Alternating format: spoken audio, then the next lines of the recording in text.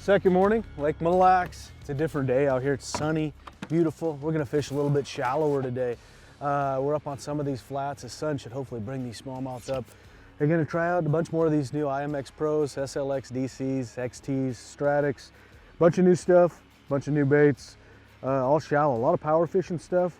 And we're gonna see how it goes. Kind of excited to catch some big smallmouth. They like this sun. Should be fun up here on this flat. Start with a little top water.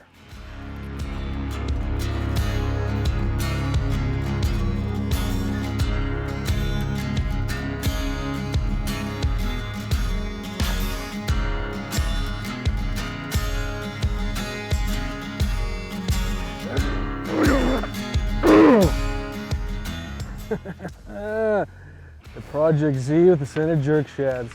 This thing, when they're hitting its chatterbait, not wanting to bite it, that bait right there, take the skirt off on a Project Z chatterbait. It won't work on all chatterbaits. That Project Z with the minnow head, the Scented Jerk Shadz, when they're hitting it with a skirt on it, that thing can just be absolutely deadly. And right here, trying to throw into the wind like this, that DC, hugely important.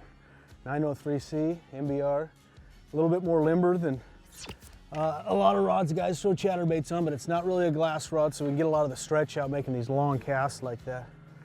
Beautiful fish. Try to hold us here. Hopefully we can get out there and get another one. I like that. We threw topwater a little bit this morning, and we got out here a little bit late. Getting everybody together was a bit of a challenge, but got out here a little late. I probably missed the topwater bite a little bit. I really would like to have caught him on topwater. Didn't pan out, picked out some of this subsurface stuff, got a bite pretty quick.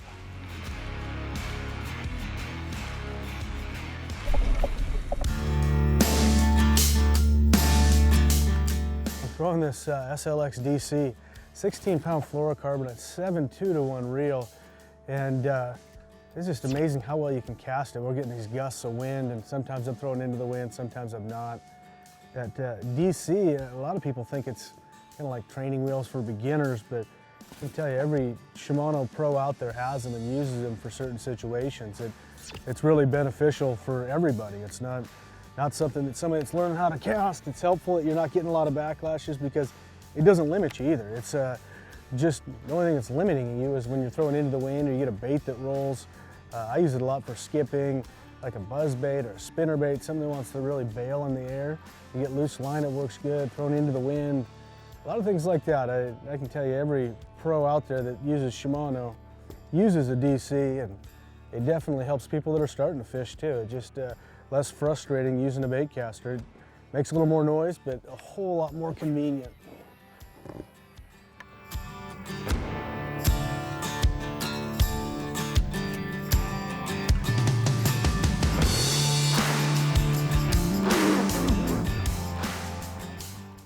Oh, it's a pike, walleye.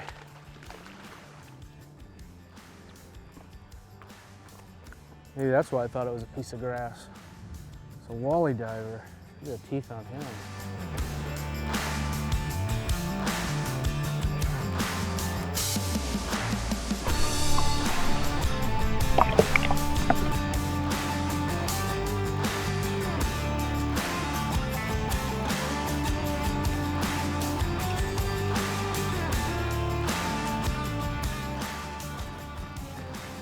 It's a long ways away.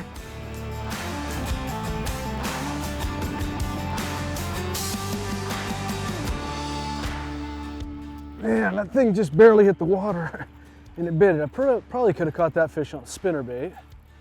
That was like, as soon as it touched the water, got me a little brown fish.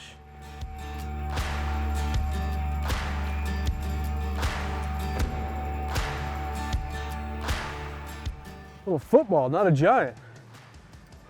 But obviously, they're liking the Scented Jerk Shadz on there.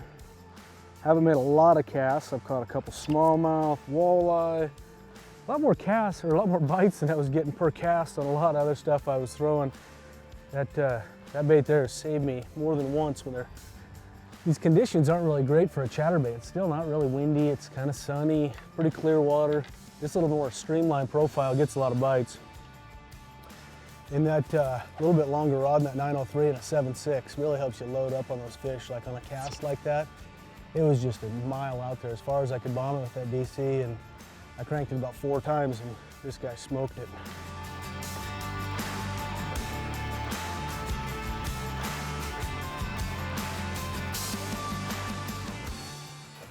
We're out here fishing. It's just a big flat off the lake, but it's got a bunch of little rock piles on it. It's only 5 to 8 feet deep out here, and there's just a series of rock piles and ridges. I'm sure these fish are roaming all over it. There's a lot of fish shallow. Right now it seems like it's a little bit random. We're not casting anything isolated. It's a lot of just fan casting out here. These fish are cruising around. Some are spitting up crawdads, seeing some minnows, still seeing a few mayfly skeletons.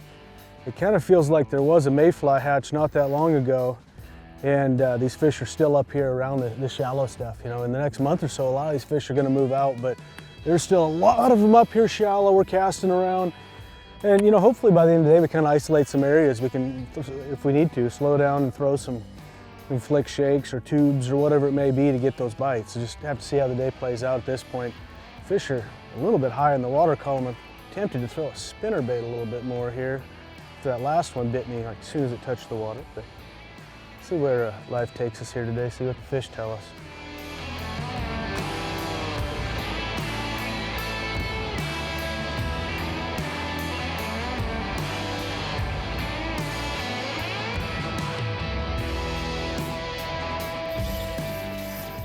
Whoa, my drag's loose. First cast of the flick shake, got an area with a few fish. I threw it out there. Oh God, it's a big one. An 843 SJR, IMX Pro. A good rod for like a wacky worm, heavier stuff. It's a little bit of a stiffer spinning rod. But you see that we got around some fish. I made one cast and hooked one like this. They're still around here. We're in an area with quite a few fish apparently. A big TRD with an 1/8 ounce flick shake. That Elastec plastic with that heavier head. You need a little bit heavier head because it's a buoyant, but the big TRD with a flick shake of an 1/8 ounce, it really wobbles on the way down. You can reel it in and feel it vibrating.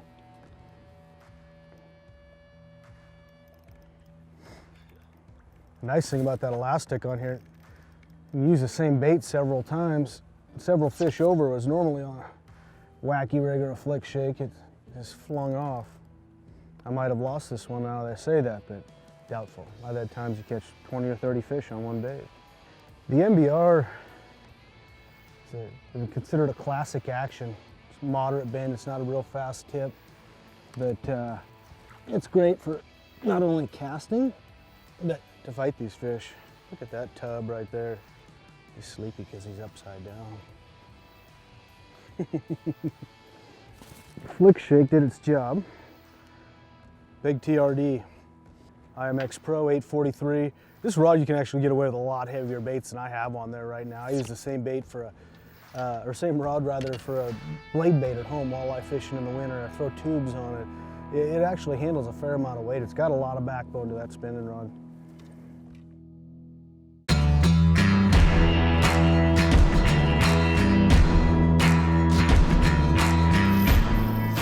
Oh, the drag is entirely too loose.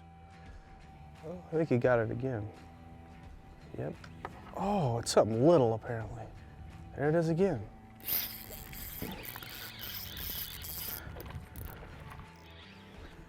Threw out there, I missed this fish several times. I don't know if there's a bunch of them out there or what.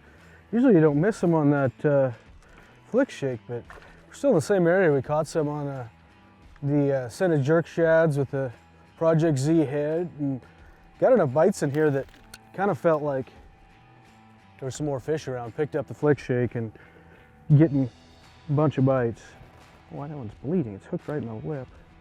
But getting a bunch of bites, catching some fish. So it's obviously an area that's got a lot more fish than we thought. We were throwing around, not getting a tremendous number of bites on that. Caught a few, but it was it's pretty apparent that I made 3 casts with a flick shake now, and there's more here. Just take that 843 and that flick shake, sling it out there, and most all of them are biting it on the fall. That one there bit it, and I don't know why I missed it a few times. If there's a couple little ones around there, we're gonna throw back over there and see what happens. I was a little bit unprepared. My drag was really loose after the last go with that big one, and I might have hooked it the first time if I wouldn't have been messing around paying attention, but that's fishing. As long as I've been doing it, I still make mistakes all too often. And this new Stradic is really impressive to me. This reel is one of the best reels I've ever thrown, and it's only a couple $100. It's got some pretty cool features. The long stroke spool that enables you to cast it a lot further. Just to be a little bit taller, the line wants to flow off of it a little bit better. Hagani body to it, which is extremely durable. An improved micro modular gear system, which is the second generation of it. The first generation was in the 2018 Stellas. This reel is really similar to the 2018 Stella, but it's a Stradic for a couple $100. Super affordable, super high quality reel. Everything about it, it's aluminum frame, really durable. Again, it's a reel that's gonna last you for a long time, and the same really smooth drag system we've seen in all Shimanos. This one has it too, just impeccable drag. There's obviously no reason to back reel anymore like we used to in the days of old.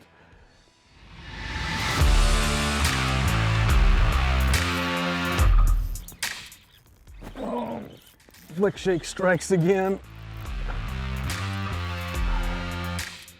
Oh, man. I think it might be a good one too.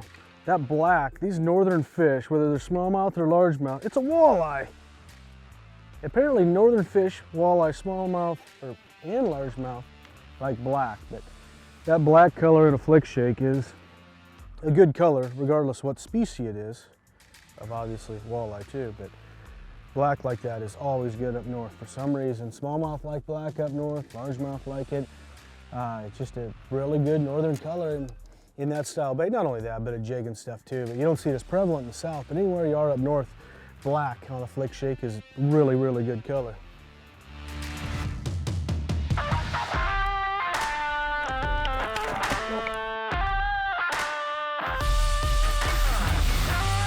That might be a big one.